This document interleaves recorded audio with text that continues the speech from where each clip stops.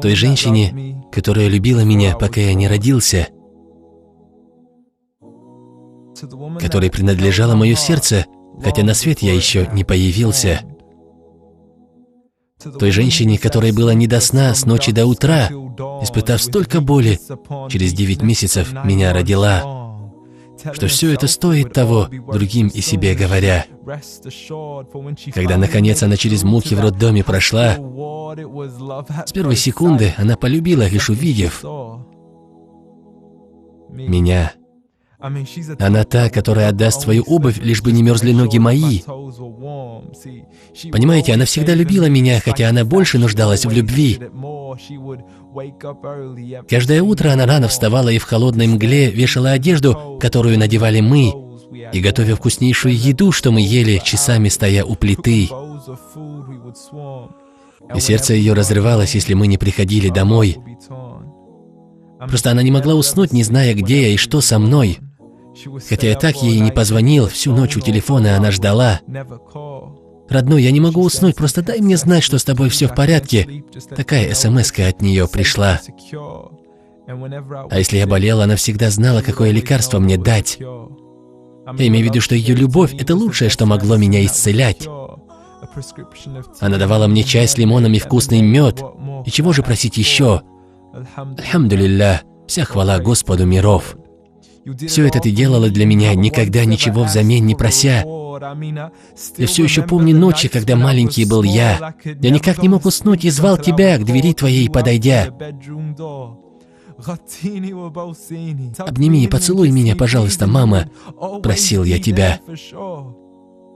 Ту любовь, которую ты мне годами дарила, невозможно забыть. Я люблю тебя, мама. И прости, что редко получалось об этом говорить. Прости меня, мама, за все прости. Прости, что покинул тебя, как только я научился ползти. И прости, что я говорил «уф», когда ты просила меня выполнить что-то простое. Ведь я не стану менее мужчиной, если пожалею тебя и посуду помою. И снова я прошу прощения за все обещания, что я не сдержал.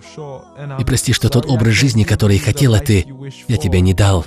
Машины твоей мечты и страны, которые ты хотела бы посетить. Но больше всего прости меня за боль, что, к сожалению, посмел я тебе причинить. За пропущенные звонки и все ночи, когда ты уснуть не могла. За все споры, которые я вел, я так ругаю за это себя. За грязную комнату, где постоянно беспорядок был. И за всю одежду, которую я никак по полкам не разложил. Я не думал никогда о тех жертвах, на которые ты пошла. К примеру, когда ты стала мамой моей, тебе пришлось расстаться со своей. Я знаю, как сильно ты ее любишь и как скучаешь по ней. Я знаю, это словно меч в сердце и даже больней. Если я мог бы помочь тебе видеть ее столько, сколько ты желаешь, я обещаю выполнить все это и стать таким сыном, которого ты одобряешь. С этого момента. Так прости меня, мама, за все. Прости меня за все, что я когда-либо совершал. С тех самых пор, как был молодым и в жизни ничего не понимал, и только о развлечениях помышлял. Милая мама, я люблю тебя. Я люблю тебя. Я обещаю никого не ставить выше тебя. И никому не позволю между нами встать. И даже если я женюсь, обещаю всегда королевой тебя называть. Поскольку нет в этом мире слов, чтобы мои чувства к тебе описать. И ничто в этом мире не может мне помочь тебе за все отплатить. Так что взамен я лишь могу каждый день за тебя просить, с тем, чтобы Всевышний Аллах проявил бы милость к тебе, как ты когда-то проявила милость ко мне. И у меня еще одна просьба, пока ты уйдешь.